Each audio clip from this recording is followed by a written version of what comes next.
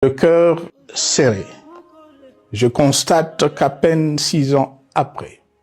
ce bel héritage en indivision, légué à l'ensemble de notre peuple, a été complètement dilapidé par celui qui en avait reçu la garde.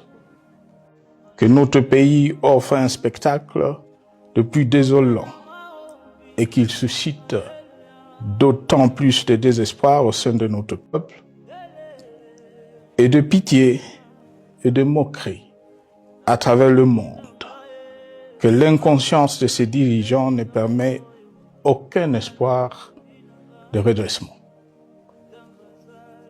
Cette détérioration rapide de la situation générale du pays est principalement due à l'inverse du pouvoir sans limite. Le nouveau dirigeant s'illustre en effet par une série de remises en cause, reniements et violations intentionnelles de la Constitution,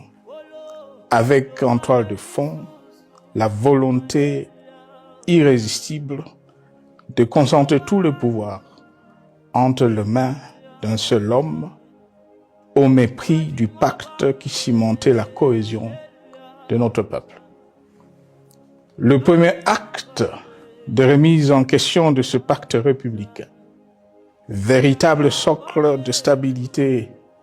et de cohésion nationale, a consisté à violer délibérément la Constitution et les lois pertinentes. Lors du premier remaniement de la Cour constitutionnelle par le président de la République. La violation de ce texte juridique, fondement de tout état de droit, pour de simples raisons de confort politique, est devenue depuis lors une marque distinctive de la gouvernance de notre pays. Dans le même esprit, en décembre 2020,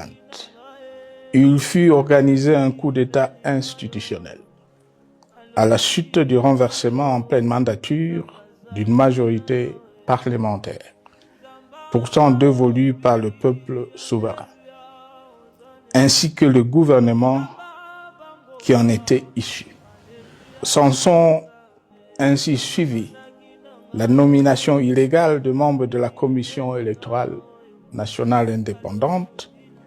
ainsi que le simulacre des élections de décembre